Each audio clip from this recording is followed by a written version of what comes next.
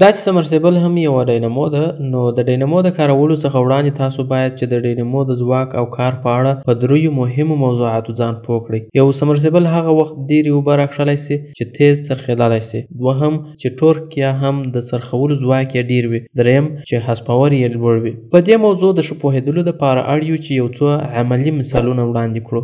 مثلا دا هم یوه ډاینامو ده چې خورا ډېره تیزه څرخي 40,000 واره په هره دقیقه کې. خو دا دومره کمزورې ده چې که لږ بار پر واچول سي نو دا بیا درېږي. موږ وویل چې تیز څرخېدل د یوې ډاینامو ښه خوی دی، خو دا ډاینامو د دومره تیزوالي سره بیا هم ډېر کار نسي کولی.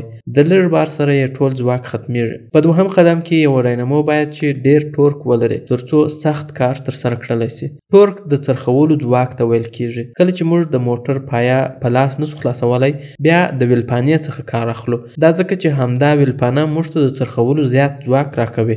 دریم، هورس پاور دی. هورس پاور ته ځکه هورس پاور وایي چې هورس یعنی آس او پاور یعنی زور. په پخوانیو زمانو کې اکثره کارونه په آسونو کېدل. کله چې ماشینونه جوړ سول نو بیا به د دې ماشین په اړه خلکو پوښتل چې دا ماشین به د څو آسونو په اندازه کار کوي.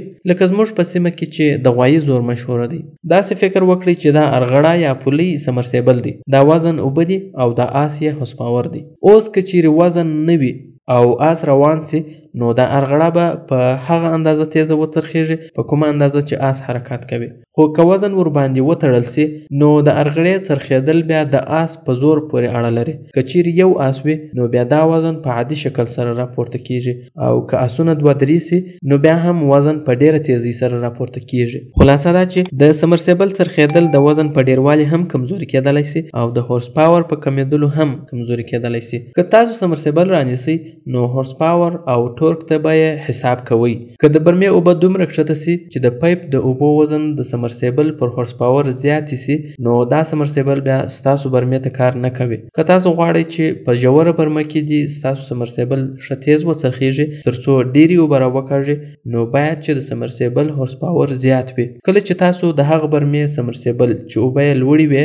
و داسې یوې نوې برمې ته واچوئ چې اوبه یې کښته وي نو په داسې حالت کې ممکنه ده چې سمرسیبل کار پرېږدي. که په ژوره برمه کې د سمرسیبل څرخ کمزوري کیږي او اوبه نه راکاږي نو دا په دې معنی چې د دې سمرسیبل هورس پاور کم دی. که چیرې ستاسو د ځمکو اوبه ډېرې ژورې نه وي نو بیا هغه سمرسیبل هم کار کولی سي چې هورس پاور یې کم وي. د ټورک یا د څرخولو د ځواک او د هورس پاور ترمنځ توپیر. د څرخولو ځواک په دې معنی چې که چیرې زموږ سره ویلپانه نه وي موږ ولې په خپل زور سره د موټر پایه نسو راخلاصولی. دا ځکه چې دا پانه موږ ته د پیچلو یا څرخولو ډېر ځواک راکوي. تاسو به لیدلی وي چې د غټو موټرانو د پایو د خلاصولو لپاره چې نټونه یې ډېر سخت وي اوږدې پانې کارول کېږي او د کوچنیو لپاره لنډې. دا ځکه چې هر څومره چې د یوې پانې لاستۍ غټېږي په همدومره اندازه انسان ته ډېر ځواک ورکوي چې سخت او ټینګ نټ خلاص کړي. خو په یاد ولرئ چې هر څومره چې پانه غټېږي په هماغومره اندازه د انسان چټکتیا هم کمزورې کېږي او د ټورک زیاتېدل د کار د زیاتېدلو په معنا نه دی بلکې د زور د زیاتېدلو په معنا دی. یو انسان چې هر څومره د غټې پانې څخه کار واخلي بیا هم په یو وخت کې یوه پایه خلاصولی سي. خو دوه انسانان بیا کولی سي چې د کمزورۍ سره سره بیا هم په یوه وخت کې دوې پانې راخلاصې کړي. لکه څه ډول چې د انسان زور زیاتېدلی سي په همدې ډول د ډاینامو د پیچلو ځواک هم زیاتېدلی سي. همدا ډاینامو چې یوازې یو تش ګیلاس یې نسوی لېږدولی اوس یو د اوبو ډک ګیلاس لېږدولی سي. دا ځکه چې د دې د څرخولو ځواک د یوې غټې ګرارۍ په واسطه زیات سو. اوس بیا که تاسو فکر وکړئ د پخوا په پرتله یې حرکت خورا ورو او کرار سو. دا ځکه چې اوس یې حرکت په ځواک بدل سو. هر څومره چې یې ګرارۍ غټېږي همومره یې ځواک ډېرېږي خو حرکت یې ټکنی کېږي او په هورس پاور کې یې فرق نه راځي. دا لکه یو انسان چې د غټې پانې څخه کار واخلي. د غټې پانې په کارولو سره انسان نه اضافه کېږي بلکې ځواک او زور یې اضافه کېږي. همدارنګه د نورو انسانانو په زیاتېدلو سره د انسانانو زور دومره نه زیاتېږي ترڅو دوی وکولی سي چې بېله ویلپانې پایه راخلاصه کړي. په سپکو کارونو کې ډېرو انسانانو ته اړتیا ده چې کار ډېر په چټکۍ سره مخ ته ولاړ سي. لکه د پلنډو وړل. یو بار چې پر څو انسانانو وویشل سي ډېر ژر تر ځایه رسول کېږي خو په درنو کارونو کې بیا د یوه انسان ډېر زور ته اړتیا ده چې کار مخ ته ولاړ سي. لکه د بوکۍ څکول یا د کیسنګ ټینګول چې په جبل سره یې ترسره کوي.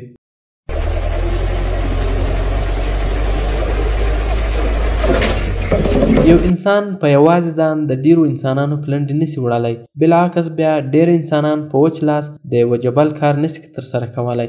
هغه کار چې باید ژر ژر ترسره سي داسې یوه ماشین ته اړتیا لري چې هورس پاور یې زیات وي.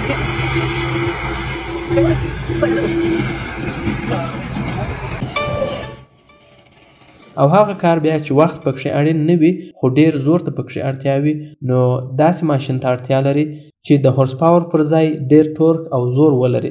هغه ماشینونه چې د سپک او چټک کار دپاره جوړ وي ډیر هورس پاور ته اړتیا لري خو هغه ماشینونه چې د درانه او غټ بار دپاره جوړ وي و ډیر طاقت ته اړتیا لري. د دې تجربې څخه موږ دا زده کوو چې کله چې د یو سمرسیبل څرخ زیات خو ځواک او هورس پاور یې لږ وي نو هغه بیا لږ کار کولی سي خو چې هورس پاور او د پیچلو ځواک یې چې په انګریزي کې ورته ټورک وایي زیات وي هغه بیا ډیر کار ترسره کولی سي. ډیر ټورک والا ډینامو دروند کار کولی سي خو په کراره یې کولی سي خو ډیر هورس پاور والا ډینامو بیا لږ کار ترسره کولی سي خو ژر ژر یې ترسره کولی سي. نو دا چې په اوبو راکښلو کې ځنډ تاوان کوي او اوبه بیرته کښته ځي نو موږ باید چې داسې سمرسیبل رانیسو چې ډیر هورس پاور ولري. په اخر کې یوه پوښتنه دغه ټاکټر به چې د درنو او زورورو کارونو د ترسره کولو دپاره جوړ سوی دی د دغه موټر په پرتله چې د چټکو او سپکو کارونو دپاره جوړ سوی دی ډیر هورس پاور لري که لږ یعنی د ټاکټر هورس پاور به ډیر وي که د دې موټر. که چیرې دا معلومات په لایک او سبسکرایب ارزي نو لایک سبسکرایب او کمنټ ستاسو څخه هیڅ مصرف نه غواړي. دا معلومات تاسو ته د پښتو برېښنا لخوا وړاندې سول. د پښتو او پښتنو سره د مرستې په خاطر یې د نورو ملګرو سره شریک کړئ. د نورو معلوماتو دپاره د واتساپ د دې شمیرې سره په اړیکه کې سئ.